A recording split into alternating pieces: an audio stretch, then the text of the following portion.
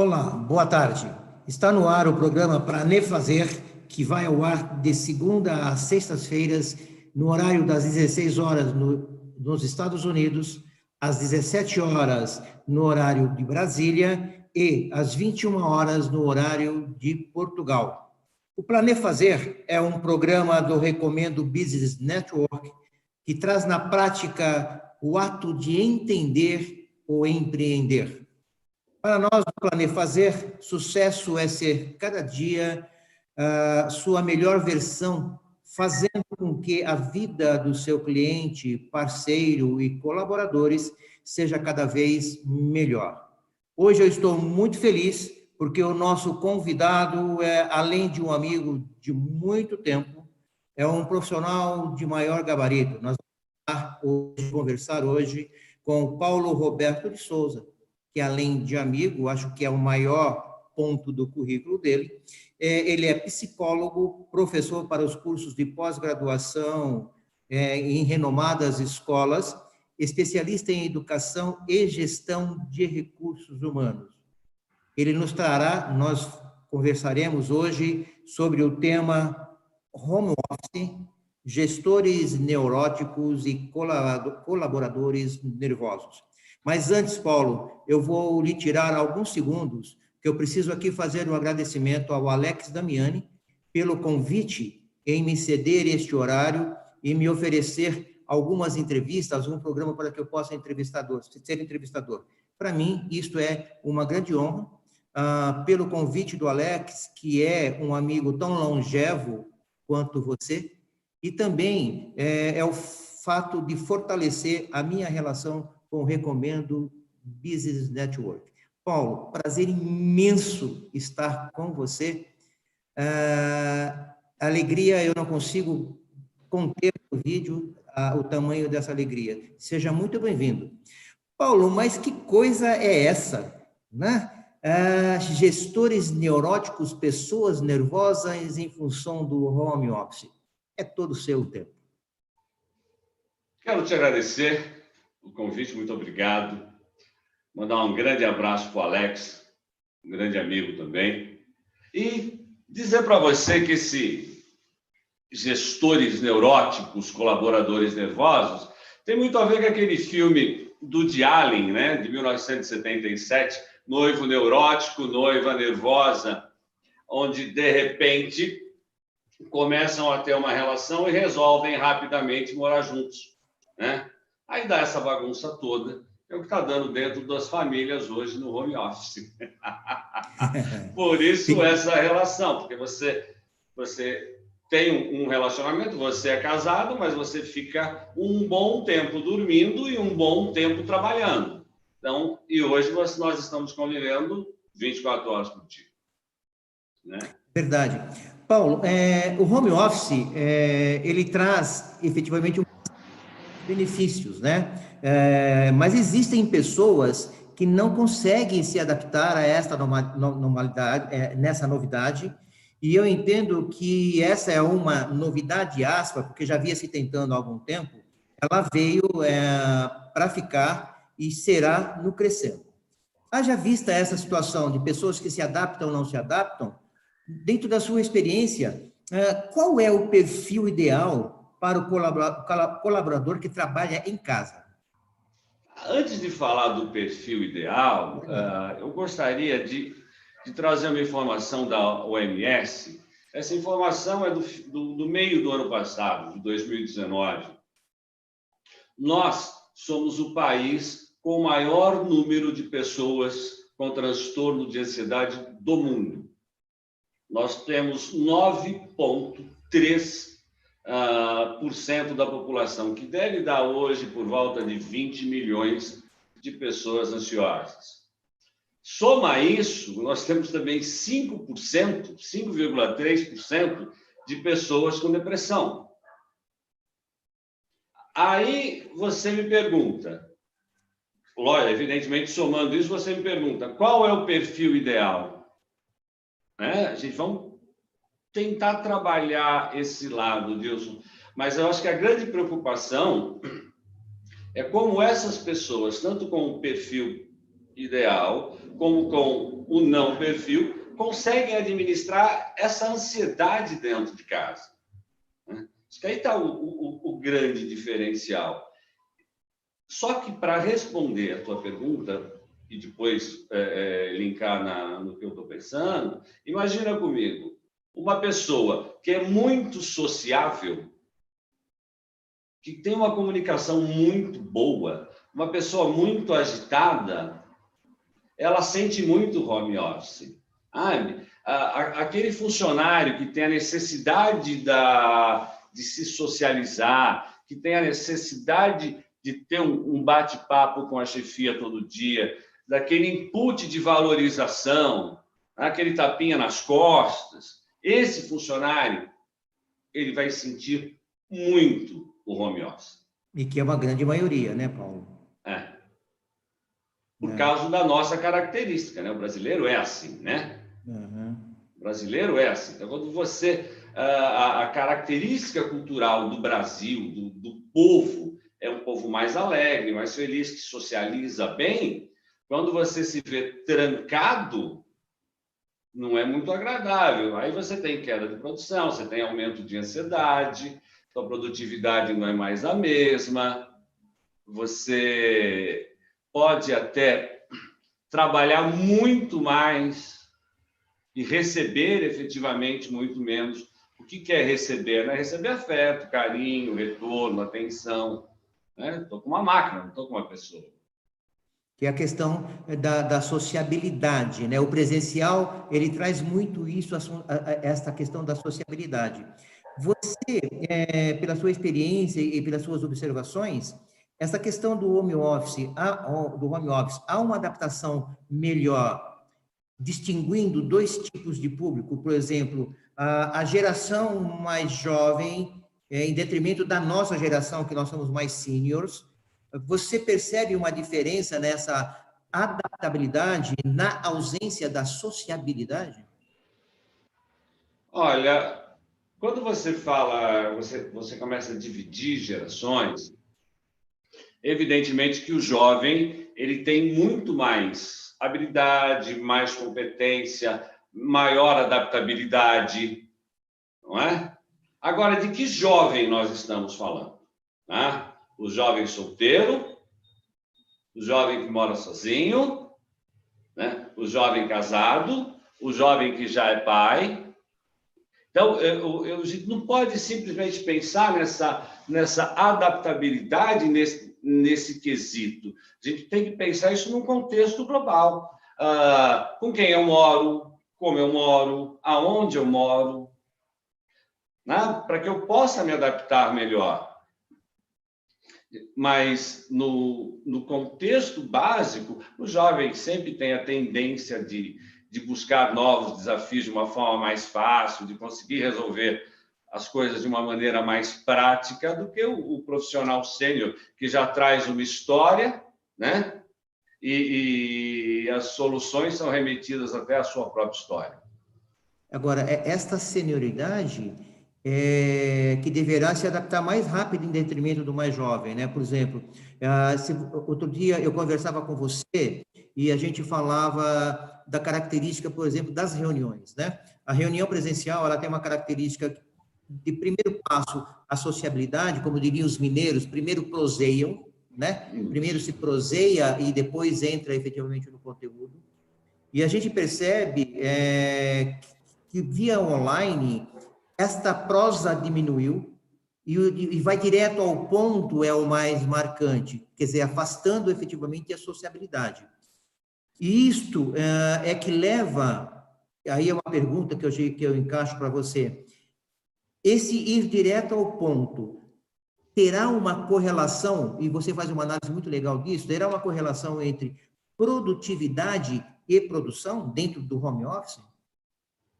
Não, olha, vamos pensar num call, tá? Com 6 participantes. Podemos trabalhar dessa forma? A hora que eu abrir a minha câmera e eu vou falar, eu não vou conseguir conversar.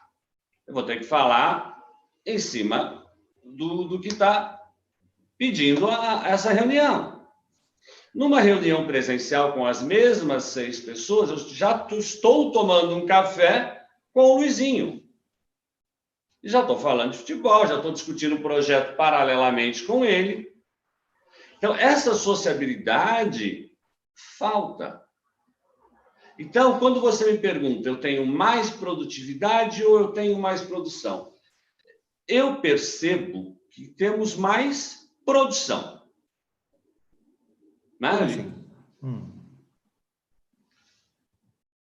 Se você começar a olhar o tipo de trabalho que as pessoas estão executando hoje dentro dessa tsunami que foi o home office, essa pandemia que pegou todo mundo, tirou de dentro do escritório e jogou para dentro de casa, e com isso agrega os nossos gestores neuróticos que não sabem como administrar todo esse processo, eu, quanto funcionário, tenho que mostrar trabalho.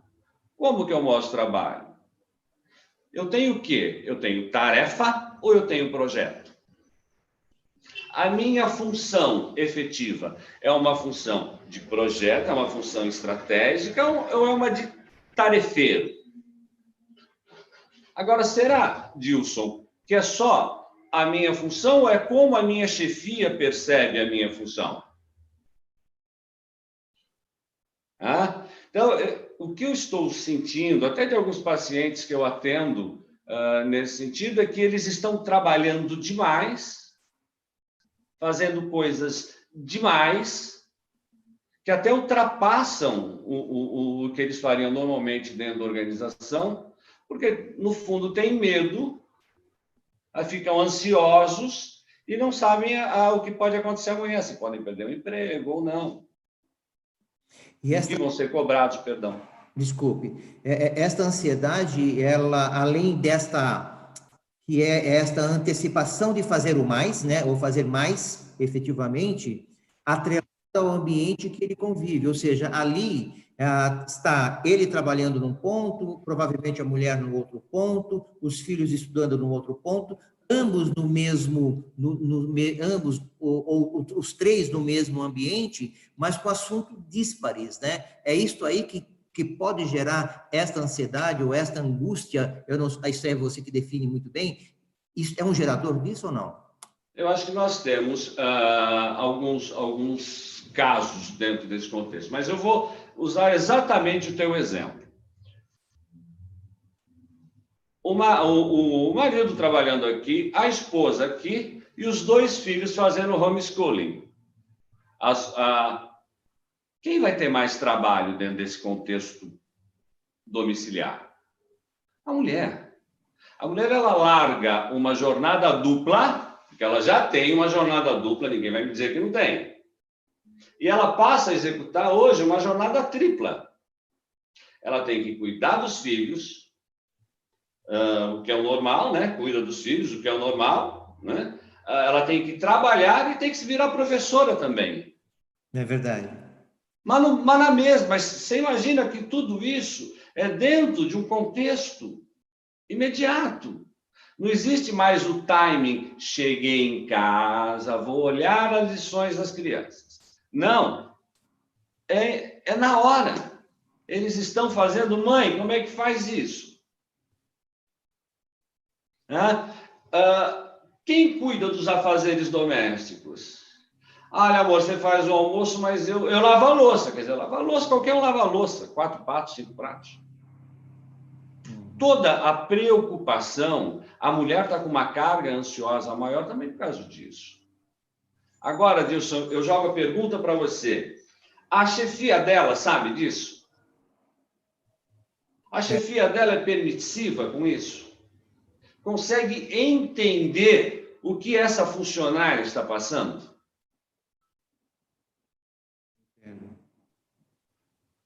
Você sabe como é difícil? Como o gestor não está preparado? Porque ela tem que ter 1 hora de almoço. Ela tem que almoçar, dar almoço para os filhos dela.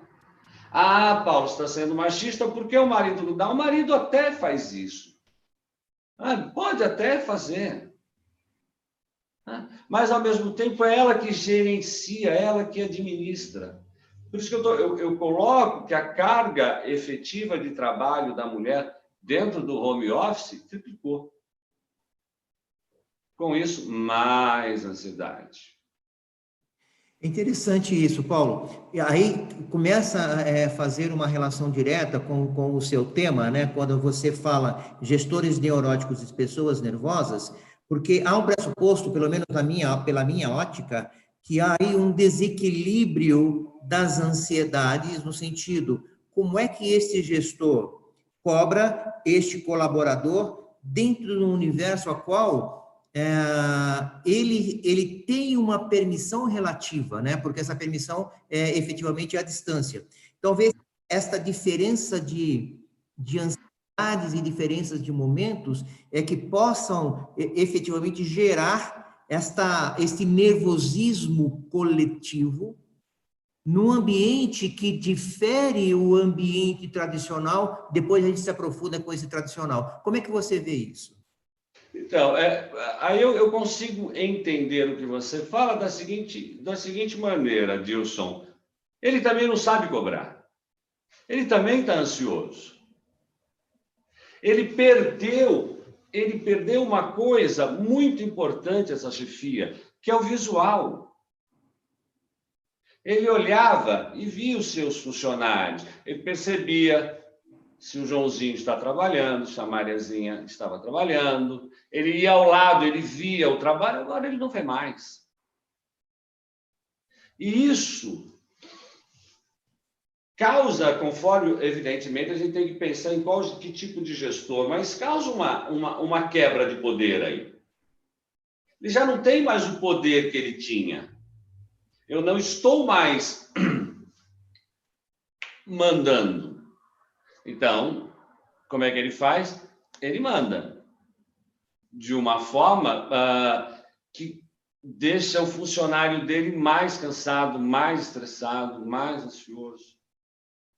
Interessante. Essa é uma situação bastante densa, né? Então, dentro dessa densidade, toma um gole d'água, porque eu preciso falar com os nossos views que esse é o, né? É um programa do Recomendo Business Network, que traz hoje o Paulo Roberto de Souza, psicólogo especialista das relações humanas, e nós estamos discutindo gestores neuróticos e pessoas nervosas neste ambiente de home office, que nesse ambiente que nós vivemos se sobressai, mas que na realidade há algum tempo ele já existia. Pegando esse meu gancho dessa fala, Paulo, existe uma pesquisa da Sociedade Brasileira de Teletrabalho e Teleatividades. Ela revela que 45% das empresas têm trabalhador em casa, 15% ainda desse universo de empresas avaliam a entrada da normalidade. E fecha com um dado bastante interessante, diz que 54% desses trabalhadores que já estão habituados com o home office, eles acreditam ser mais produtivos com esse tipo de trabalho, ou seja, trabalhando em casa, né? E claro que essa pesquisa, o campo dela foi feito antes do confinamento, do isolamento. Então, esse percentual, eu tenho plena convicção, penso que você também tem aí um anteparo comigo, que isso tem aumentado significativamente agora nesses últimos 70 dias. Porém, colocando e considerando essa pesquisa, é possível dizer que essa produtividade, que esses 54% acham, pode ser o grande gerador de estresse? Então, eu gostaria, eu volto naquela conversa e te pergunto, será que é produtividade ou é produção? Uhum. Eu gosto desse Oi? dual. Eu gosto desse dual. Porque o funcionário, o colaborador, ele acha que ele pode estar produzindo mais, ele tem mais produtividade. Mas o excesso de trabalho também, você tem uma queda de qualidade. Mas aí cai a tua produtividade. Você tem mais retrabalho. Então, será que a entrega está sendo feita de forma correta? Será que esses 54% que falaram, não, eu sou muito mais produtivo, ele consegue entender que a produtividade dele está na qualidade da entrega e não no volume da entrega? A chefia dele está cobrando por quê? Por volume ou por qualidade? Então, esse entendimento que as empresas precisam ter, né? Ou tarefa ou projeto. Entendi. Quando a gente coloca, evidentemente você vai lembrar disso muito bem, há alguns anos atrás, bastante, por sinal, existia uma função chamada digitador. Esse digitador, ele recebia aqueles flips que vinham dentro da revista, o cara digitar o endereço de quem comprava a revista ou não. Esse cara trabalhava numa produção. Não sei quantos, 100, 200, 300, 500 por dia. Né? Alguns davam erro. É essa a produção que você quer do teu funcionário? Então, a gente tem que começar a pensar nisso. O que eu quero que o meu funcionário faça em casa? Porque dentro da empresa ele se sente bem, ele gosta da organização. Mas dentro de casa, será que ele fica tão satisfeito com a empresa assim? Será que a empresa que estava lá fora, hoje dentro da minha casa, ela é a mesma empresa? Tá? Então, são pequenos detalhes, Dilson, que eu olho e vejo que as empresas que agora, que não estavam preparadas, evidentemente, colocaram funcionário para home office, ainda não responderam. Ou melhor, as que ainda nem se perguntaram. Né? Ainda não pararam para olhar assim para o funcionário e falar, poxa, mas você está bem? E é isso que vai fazendo o funcionário ficar cada vez mais procurando dar resultados, nem sempre positivos. Tá? Nem sempre positivos. Esse procurar dar mais resultados, aliado à cobrança do gestor, à cobrança do líder, que é o grande motor, né, gerador desta energia negativa do nervosismo. Bom, a forma intensa de cobrar, Paulo, me ocorreu aqui agora, e por favor, não se acanhe em me corrigir se eu estiver errado, isso pode chegar à beira do assédio moral, né? Pode chegar à beira do assédio moral, se não houver uma consciência do gestor e uma absorção melhor do colaborador. Portanto, eu percebo que isto tem que existir um elemento regulador. O elemento regulador desta relação, cobrar mais, entregar menos, entregar mais, pedido menos, está dentro, por exemplo, passa um pouquinho ali pelo artigo 75 da CLT, que ele é o regulador do teletrabalho, da teledistância, efetivamente, né? Como é que você vê esta ferramenta, o artigo 75 da CLT, como balizador dessa situação, cobrança e entrega? Então, é muito interessante isso. Vamos deixar claro que eu não sou um homem do direito, sou um homem da psicologia. Claro, pela ótica da psicologia. Até pela percepção e vivência nossa, né, Dilson, eu poderia te dizer que, como você tem dentro dentro da CLT, já o que pode ser feito ou não, vamos lá, vamos pensar numa coisa simples.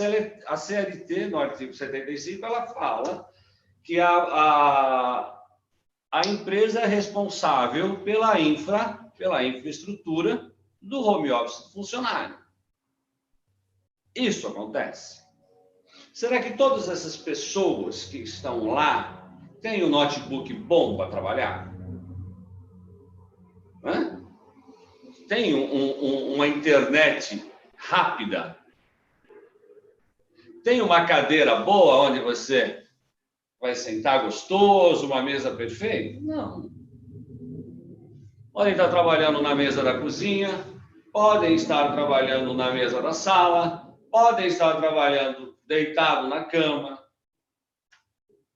A internet pode ser muito ruim. O notebook pode ser um notebook de 6, 7 anos atrás. Que já é difícil. Então, essa infra, como que eu cobro um profissional dessa forma? Né? Eu tenho que entender o que ele precisa, eu preciso subsidiá-lo disso. Quando você fala do artigo 75, lá diz também uma questão de horário. Teletrabalho tem hora extra? Teletrabalho tem hora extra? Tem. Se estiver especificado no seu contrato de trabalho que você tem que entrar, logar às 8 horas, às 12 horas você tem que deslogar, às 13 horas você tem que logar de novo e às 17 horas você tem que deslogar, você tem um horário de trabalho que você tem que ficar lá na frente do seu computador trabalhando. E vai ser cobrado por isso. Também, se você passar a trabalhar até às 19 horas, a empresa é obrigada a te pagar hora extra. Mas tudo isso tem que estar discriminado no seu contrato de trabalho. É o contrato de trabalho que rege. O que eu acredito, Dilson, que nesse momento de pandemia isso não foi feito, passou batido. Nem deu tempo de se pensar nisso. A não ser grandes empresas. Tem uma empresa dinamarquesa que ofereceu toda a infra, ofereceu todo o setup para os funcionários fazerem home office dentro de casa. E aí? Então, dependendo... Por isso que a gente tem que entender. A minha grande preocupação, quando eu penso nessas questões, não é a grande empresa. É a média empresa, é a pequena empresa. Você ainda tinha comentado outro dia comigo sobre os empreendedores nessa crise. Será que essas pessoas estão preparadas para isso? Porque a gente fala muito de tecnologia, 4G, vamos trabalhar de home, mas quem está preparado? A gente mora no grande centro, quem mora na periferia? Qual que é a estrutura que esse profissional tem para trabalhar? Então, Paulo, me permita eu colocar um tempero. Por favor. Quando você foi muito feliz, quando você fala do empreendedor, do pequeno empreendedor, e na realidade também eu penso que seja a base, né? É o grande volume dos views do nosso programa. Eu entendo que esse empreendedor que não estava habituado a ter o trabalho em casa, ao longo de um tempo mais longo, ou ao longo de um tempo mais curto, ele deverá se adaptar a essa realidade, porque eu entendo, pelo menos a minha ótica, que esta modalidade home office, ela é uma modalidade de caminho sem volta, e ela vai ampliar substancialmente aqueles 45% de empresas que trabalhavam antes da crise, já trabalhavam, tinham pessoas trabalhando em casa, esse percentual vai subir consideravelmente. O pequeno que não tinha este hábito passará a ter, porque ele aprendeu e está aprendendo ao longo desses 70 dias, portanto, eu penso que é um caminho sem volta. Em sendo um caminho sem volta, é possível afirmar, e você é um especialista nisso, é possível afirmar que gerará aí um novo comportamento, né? Que se criará um novo comportamento na tríade empresa, líder, gestor e colaborador. E essa tríade, qual será a dinâmica dessa tríade? E esta dinâmica, nós poderíamos dizer que será um novo comportamento? Olha, eu acho que eu vou te responder isso de duas maneiras, principalmente nessa questão da tríade. Só que eu vou tirar ela um pouquinho, deixar ela aqui em cima e nós vamos falar da questão do empreendedor. É um exercício de futurologia. que nós vamos nos adaptar, que todos nós teremos que nos adaptar? Sim, Gilson. Quando? Qual é o timing para isso? Quem sobreviverá nesse contexto? Percebe? Então, a adaptação ela vai acontecer, nós vamos passar por essa onda, os empreendedores já vão assimilar as novas tecnologias, né? Mas tudo isso vai demandar um tempo. E você fala uma coisa bem dita aí, que é a questão de 70 dias. 70 dias sem faturamento. Você pega pequenos empreendedores, então 70 dias sem faturar. Não é? Isso significa que se ele tinha uma reserva, essa reserva já foi. Então, esse discurso não é um discurso contra o isolamento. Sou totalmente a favor do isolamento. Está muito claro isso. Eu sou muito a favor do isolamento. O que eu quero dizer é que essas pessoas, quando eles começarem a se adaptar, muitos já terão sido passados por cima. Porque muitos vão perder. Eu conheço profissionais que têm uma empresa não grande, pequenininha, que ele não sabe usar um computador. Quantos restaurantes nós não conhecemos? Os caras não usam iFood, não acreditam no iFood. Tem loja, acredite se quiser, tem restaurante em São Paulo que até hoje não usa maquininha de crédito, é só cheque. Verdade. Esses caras vão passar. Não vai ter mais jeito. É um trator por cima. Então, é por isso que eu digo que, como isto vem para ficar, deverá rapidamente se adaptar, porque se não se adaptar, vai morrer na praia. Sim. Ou na praia, né? Então, essa adaptação, ela se faz eminentemente necessária. Então, aí a gente pode afirmar que isto gerará ou criará esse novo comportamento. Perfeito. E a gente mas também a gente leva uma vantagem, né, Gilson? O brasileiro é muito criativo. Sim. E ele criará formas de passar por isso de uma maneira boa, eu acredito. Agora, bacana. Voltando, me perdoa, aquela tríade que você falou, repete para mim? A empresa, o gestor líder, né? A empresa, o gestor, que é o líder, e o colaborador. Então, eu tenho uma visão disso, que quando você coloca o líder aqui, a empresa aqui e o funcionário dessa forma, nessa tríade, eu acho que eles estarão, a partir dessa pandemia, no mesmo nível. Boa. Sabe? Vai precisar ter esse processo de identificação, eles devem estar no mesmo nível, para que haja a sobrevivência dos três lados. Interessante. Paulo, isso nos leva lá ao início da nossa conversa, que por sinal está agradabilíssima, nos leva àquela questão do perfil, né? Qual é o perfil hoje do empregado trabalhar em casa? Mas vamos lá, porque eu quero traçar esta correlação. Quando a gente fala do perfil do gestor, no modelo tradicional, presente, consequente, nós falávamos que o líder tinha a sua característica, o líder participativo. Sim. Nessa nova ordem, né? Eu comecei a substituir, pelas minhas análises, o participativo pelo conjunto colaborativo. Ou seja, cada vez mais esse trabalho em home office, trabalho à distância, muda os perfis do líder e dos colaboradores, passando a ser um grupo mais colaborativo, ou seja, as tarefas e os resultados serão consequências do grau de colaboração. Você concorda com isso? Eu não só concordo, mas eu vou um pouquinho mais longe, eu vou puxar uma perninha nisso aí com você. O que é essa colaboração? Como que eu colaboro?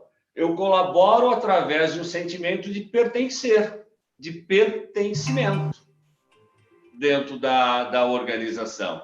Então, esse sentimento, com o funcionário agora afastado, precisaremos ter ideias para que esse funcionário pertença a essa organização, porque só assim ele vai colaborar.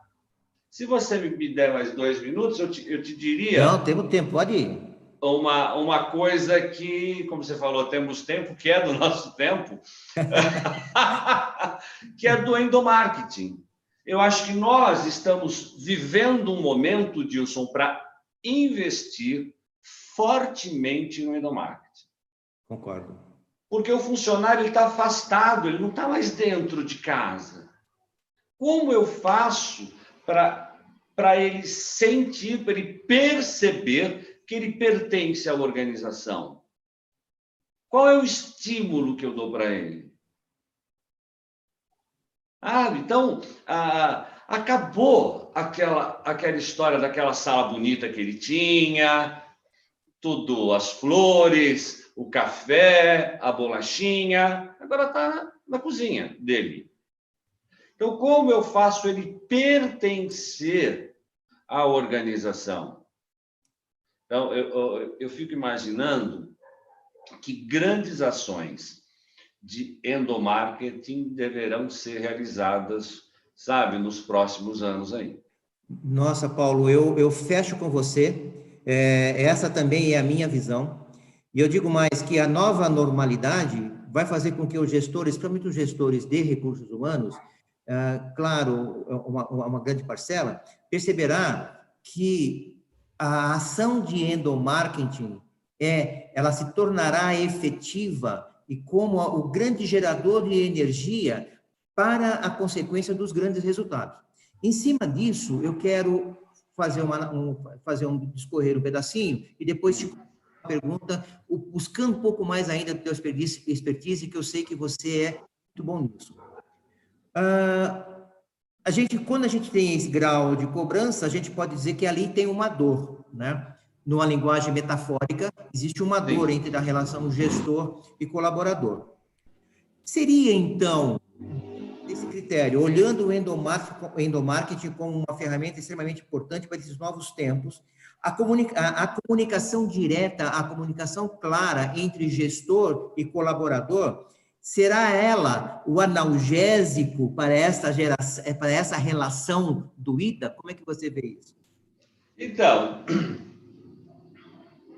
se essa comunicação, tendo essa comunicação do gestor bem feita, certinha, com apoio da área de marketing, um apoio do endomarketing, um RH, que seja participativo, colaborativo ao gestor, sim. A linha de comunicação, Dilson, nós sabemos, ela é uma das coisas mais importantes da empresa. Qualquer empresa com comunicação quebrada, ela não vai para frente. Então, só que os gestores devem falar a mesma língua. A visão deve ser a mesma. E o funcionário, ele tem que assimilar isso. Tem que aceitar. E ele também tem que falar a mesma língua da gestão. Paulo, vou pegar disso, nós estamos caminhando para o encerramento, mas eu não posso deixar de ouvir num outro ponto que você é muito bom, e eu me lembro que nós, no passado, fizemos trabalhos memoráveis em relação a isso. Especialista em cultura organizacional. E como todo bom professor não consegue fazer uma pergunta sem fazer a introdução dela, né? Quando a gente fala em cultura organizacional, a gente lembra de Hofstede. Quando Hofstede diz que cultura organizacional é um software onde os colaboradores armazenam a verdade de um e a transformam na sua verdade. O home office criará uma nova cultura organizacional, visto que a distância dificultará um pouco este convívio com esses artefatos visíveis ou invisíveis? Olha, Dilson, sim, nós teremos uma cultura focada em home office. Nós teremos. A empresa vai ter sim que se assimilar, ela vai ter sim que se adaptar. Vai ser um processo de adaptação. A cultura organizacional, ela vai mudar muito fortemente. Se você imagina comigo, e a gente consegue lembrar muito bem disso, que quem é o grande gerador da cultura é o patriarca. É o patriarca, é o gestor, né? Esse gestor, ele vai ter que abrir para que as pessoas consigam participar da organização fora dela. Olha a dificuldade, cara. Fantástico. Nós poderíamos imaginar que não sei, talvez eu vou falar veio uma figura na minha frente, o bandeirinha do avião, aquele cara que fica sinalizando para o avião. O balizador. Isso. Ele tem que se perceber que ele é tão importante quanto o piloto. Porque se ele não balizar ali, o avião bate, cara. Então, ele não voa, mas ele está lá mexendo as luzinhas dele. Então, agora, como esse balizador se percebe importante? Ele não chegou para ele, não falou, olhou para o espelho e falou, não, eu sou importante. Não. A empresa demonstra para ele a importância. O piloto desce, cumprimenta ele. Percebe? Como esse conjunto é importante? Então, a gente também não pode ficar colocando a linguagem da comunicação organizacional só no gestor. Paulo, esse é o grande barato. A gente pode, estamos caminhando para o final, e ainda quero fazer mais uma pergunta a você. Sim. Quando eu falei do líder colaborativo, ou o grupo de colaboradores tendo essa percepção, este não é compartilhamento, mas colaborando com o todo, é todo mundo enxergando o seu grau de importância, né? O resultado vem exatamente desse grau de importância. Há uns 10 anos atrás, quando nós começávamos a falar de governança e trazíamos a matriz celular, onde havia as intersecções, nesses tempos de online, essas intersecções, elas passam a ser muito bem visíveis, não é? Sim. Sim, então... Mas quando você fala dessa visibilidade, eu consigo perceber que essa visibilidade se transforma em importância. Sabe? A junção, a intersecção, ela é importante para o processo. Ela não está mais colocadinha só do lado. Então, é dessa forma que eu vejo, Dilson. Bacana. Paulo, foram 43 minutos fantásticos de conversa, esclarecedores. Eu tenho os nossos views e os nossos participantes, que foram muitos, conseguiram ter uma visão esplendorosa do que é esse trabalho home office, trazendo a correlação de comportamento, que ele é eminentemente comportamental.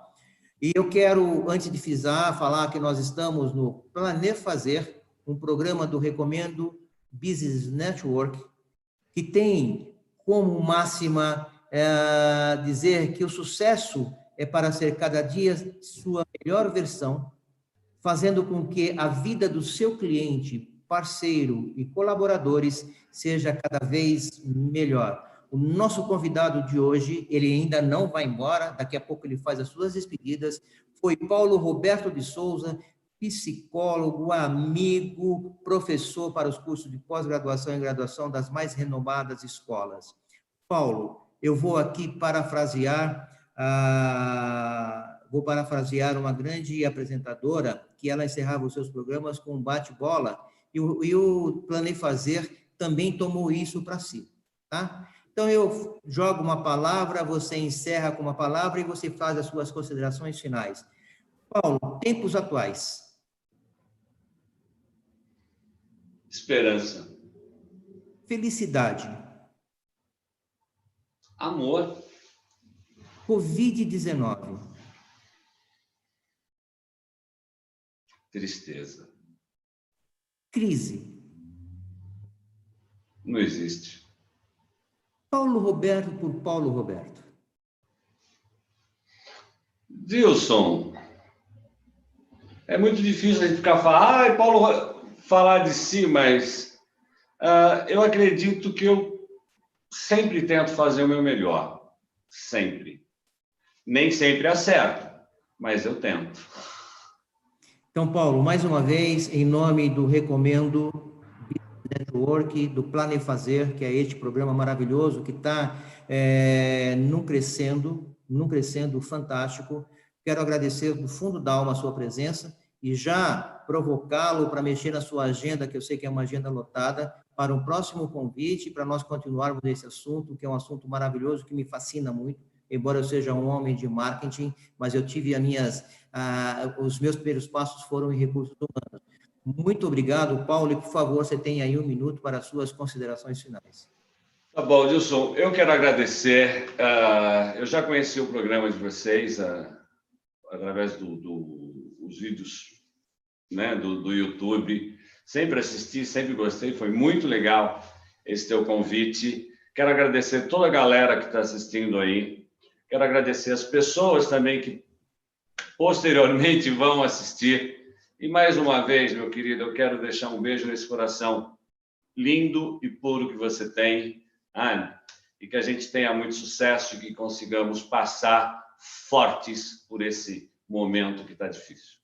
Tá bom? Muito obrigado, Paulo. Seja sempre bem-vindo. Esse foi o Planefazer de quarta-feira, dia 20 de maio, que é um programa do Recomendo Business Network, que traz na prática o ato de entender ou empreender. Para nós, o sucesso é ser cada dia sua melhor versão, fazendo com que a vida do seu cliente, parceiro e colaboradores seja cada vez melhor. Deixo aqui o convite, nos prestigie amanhã com uma excelente entrevista comandada pelo Alexandre Damiani.